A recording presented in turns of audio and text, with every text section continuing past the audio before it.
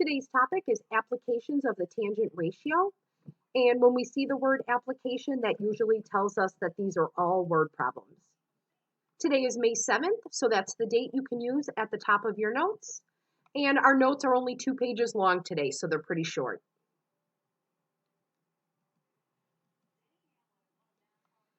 Just to refresh your memory, the tangent ratio always compares the opposite side to the adjacent side.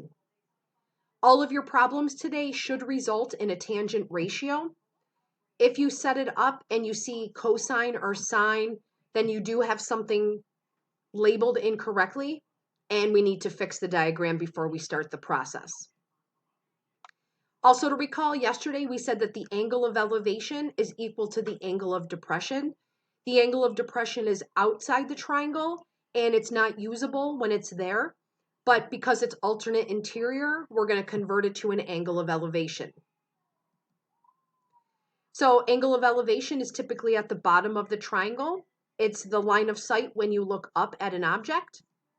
And this is just showing you angle of depression and angle of elevation are alternate interior. So we're going to move that inside the triangle so we can use the measure.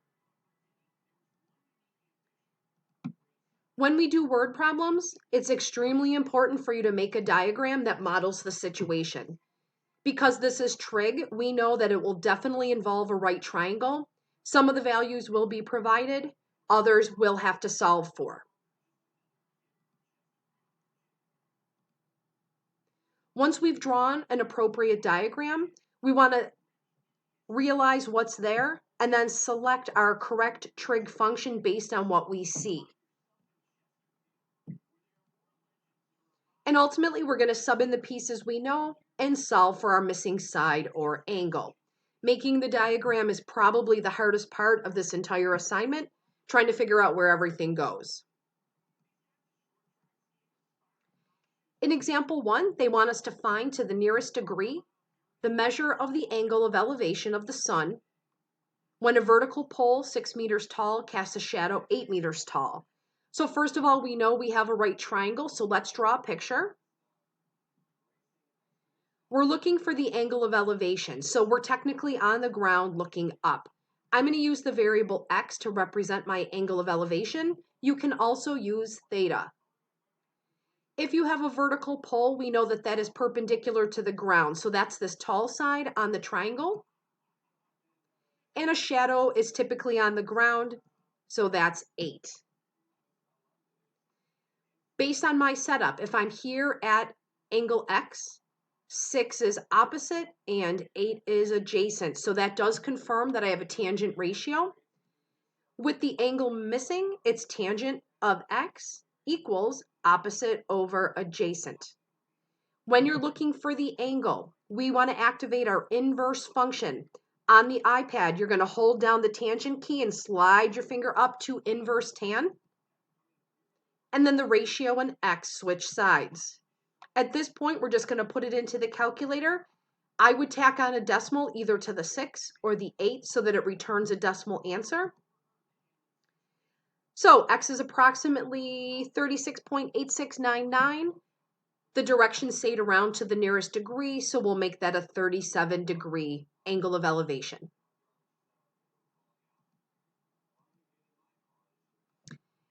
In example 2, let's start by drawing our diagram. So there's my right triangle. It says at a point on the ground, 40 meters from the base of a tree. So I'm going to assume that the tree is perpendicular to the ground and the stake is over here at the tip of the triangle. So that distance then is 40 meters. The measure of the angle of elevation to the top of the tree is 42 degrees. So down here at the bottom of the triangle, looking up, we have 42 degrees. They're asking us to find the height of the tree to the nearest meter. So the height of the tree is our unknown. If I check my setup, I'm here at 42 degrees. X is my opposite side. 40 is my adjacent side. That is correct then. So we're going to use tangent. This time the angle measure is known. So it's tangent of 42 degrees equals opposite over adjacent. When you're solving for a missing side, I find it helpful to make a proportion. We're going to go ahead and cross multiply. Tangent of 42 degrees times 40 equals x. Remember, when you put this in your calculator, once you enter 42, you need to close your parenthesis and then times 40. And I would also put a decimal on one of those two values. So the height of the tree is slightly over 36 meters, but it did ask us to round to the nearest whole meter. So we're going to say 36. In number 3, let's draw our triangle first.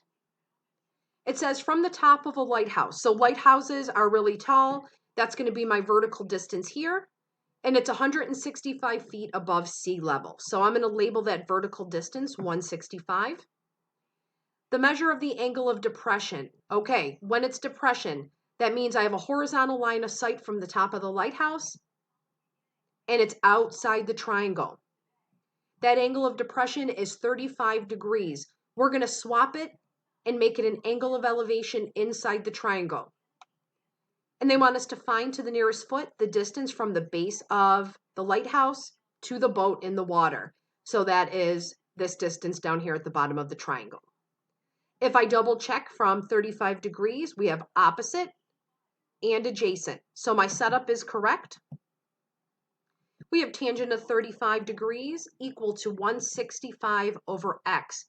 Remember, this happens sometimes where x is in the denominator. It is not a mistake. We're going to make a proportion. When I cross multiply, I'll have tangent of 35 degrees times x equals 165. The goal is to isolate x, and we'll do that by dividing both sides by tangent of 35, and they will cancel here. And you can put this into your iPad, 165 over tangent of 35. I would throw a decimal on one of those numbers. And we're rounding to the nearest foot. So the base of the lighthouse and the boat are about 236 feet apart. Your homework for tonight is number 119. There is a one-sided sheet, and I think it's blank on the back. Make sure you draw and label a diagram for each of these problems, and then show me your work, and make sure all the work is shown. If you have any questions as you go through this assignment, please make sure you contact me. Remember, I'm taking a weekly quiz based on how accurate you are with your work. Have a great day.